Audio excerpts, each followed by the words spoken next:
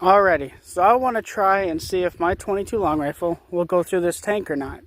I'm going to shoot about, I think it's a 20 round magazine, 25 round, something like that. At it, see what happens. Hopefully I create a whole bunch of holes, but I don't know. It might go through it, but I guess we'll see. Alrighty.